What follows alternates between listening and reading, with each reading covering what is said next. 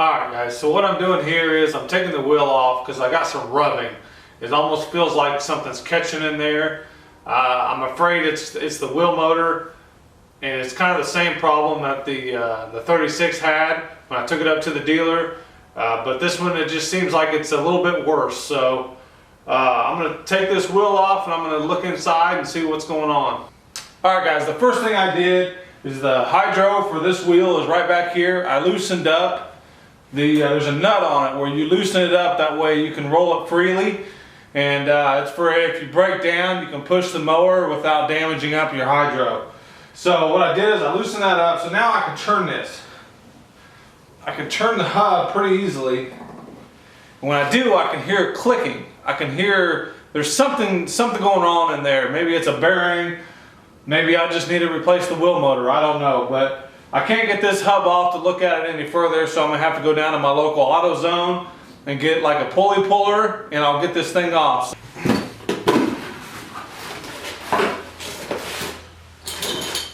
Alright, so I got my puller here. I'll put this thing on, see if I can't get this hub off. Alright, so you can see I got the wheel motor loose, but I got to disconnect the hydraulic hoses from it. Like I think after that I can pull it out. Alright, so here's your wheel motor. One thing I'll tell you that I think would make it a little bit easier if you take these hoses off before you loosen these bolts up, because it just makes it easier taking these off. So that's what I would do if I was you guys that might be doing this job. But anyway, pretty simple wheel motor. There's your connections. Take those off to loosen those 4 bolts. And I need to pry this out of here somehow. I think that's going to be a little bit of a chore also.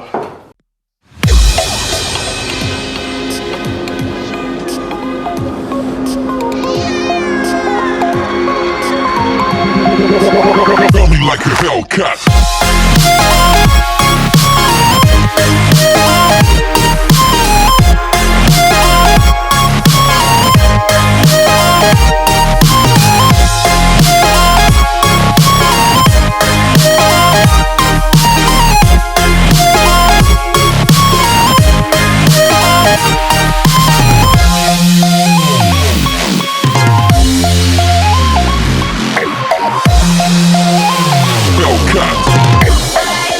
Alright guys, so there's the wheel motor. I ended up having to take that little bracket or housing or whatever you want to call it off to get that out, which I think is kind of BS, but maybe there's a way, I just couldn't figure it out. But anyway, I got it out. Alright, I want to show you guys this. There's some twine all around here, and I found twine on the hub and everything. So whoever had this machine before I did got some twine mixed up in there. So here's my problem, is I don't know if I'm going to be able to get in there and get that twine out. There's bolts back here, which I assume this back pops off, but I don't know what's in there. And I'm not sure what to do, but I think this is the problem. I think this is a bad wheel motor, or there's some twine in there messing everything up, or I don't even know if you can have these rebuilt or what, but I definitely think this is the problem.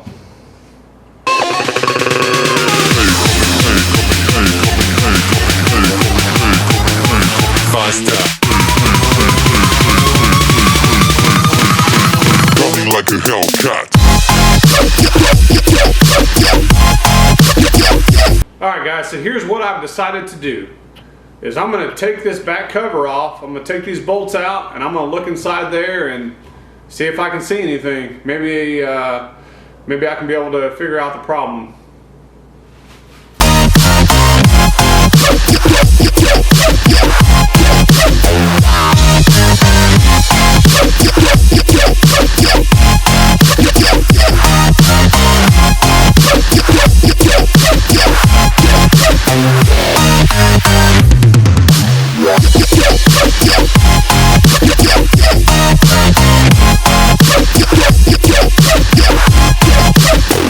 Like a Hellcat.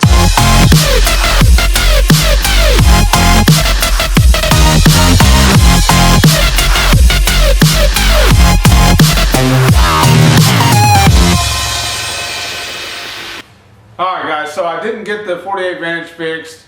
The motor's on, the motor's running great. I'm very, very happy with it. Seems like it's got a lot of power. Seems like it's running really, really good. So the biggest issue to me is taken care of. The motor, boom, we're good. But now I got the wheel issue, and I honestly believe it's still the wheel motor, but I think that I did something wrong when I was putting it back together. Because when I put it back together, it kind of, you know, it would turn real free, and I know that's what you want, but it was almost like it was going too freely. So, but I went ahead and installed it back on there. It doesn't work at all. So, so what I'm going to do now is I'm going to take the wheel motor back off. I'm going to take it to somebody, have them look at it, double check it, and just kind of look it over. You know, worst case scenario, something's wrong in there or whatever, I got to buy a new wheel motor.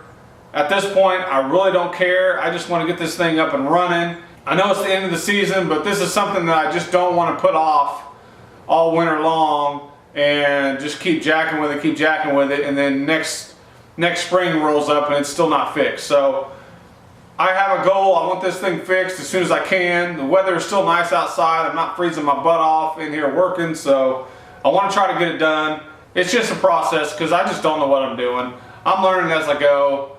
Please don't take this video as a how-to video or anything like that, because obviously, guys, I mean, I just don't know what I'm doing. So, but I'm trying. I'm trying, and I think that's kind of what you have to do. So, yeah, I could have took it to the dealer and let them jack with it, but you know, I'm gonna try to fix it myself, you know, first, and then all else fails, I'll let them mess with it. But that's just kind of the way it is.